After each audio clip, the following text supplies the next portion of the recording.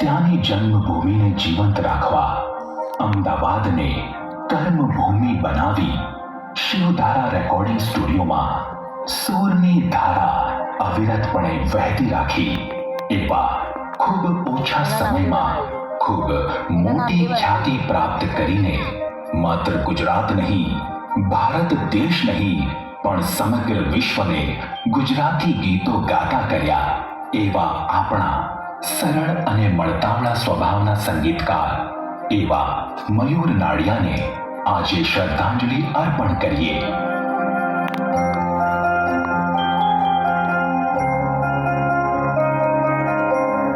હરીશભાઈ અને મધુબેનની કુખે જન્મેલા તથા મોટા ભાઈ આનંદ અને મોટી બહેન ભૂમિનો લાડકવાયો ભાઈ એટલે મયુર આજે આપણી વચ્ચે નથી, પણ એના સંગીતના સૂર કાયમ આપણી વચ્ચે જ છે અને કાનમાં ગુંજ્યા કરે છે મોરના ટહુકાની જેમ. મયુર નાડિયાની સુમધુર સંગીતમય સફરની જેટલી વાતો કરીએ એટલી ઓછી પડે.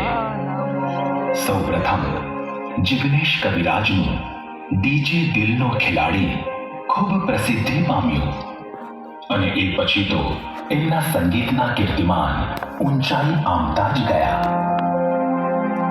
કિંજલ દવેના ચાર ચાર બંગડી અને અમે લેરી લાલા, ગીતા રબારીનું રોણા શેરમાં અને માં તારા આશીર્વાદ, જિગ્નેશ બારોટનું હાથમાં છે વિસ્કી, રાકેશ બારોટનું ફૂદુ ફરકે છે, દેવ પગલીનું માં મારી આબરૂનો સવાલ અને પ્રવીણ લુણીનું ગોગો ગોગો મારો.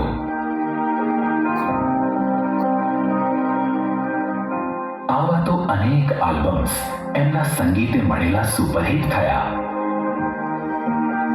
આટલી 35 વર્ષ જેટલી નાની ઉંમરમાં એમણે 3000થી વધારે મ્યુઝિક આલ્બમ્સ અને 30થી વધારે ગુજરાતી ફીચર ફિલ્મોમાં સંગીત પીરસ્યું.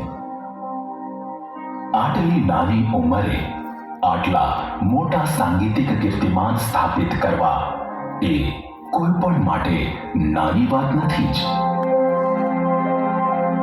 આવા સંગીતના ખૂબ માહિર અને સંગીતમાં હંમેશા કંઈક નવું કરી બતાવવાની ખેવના રાખનાર મયુર નાડિયા આજે આપણી વચ્ચે નથી.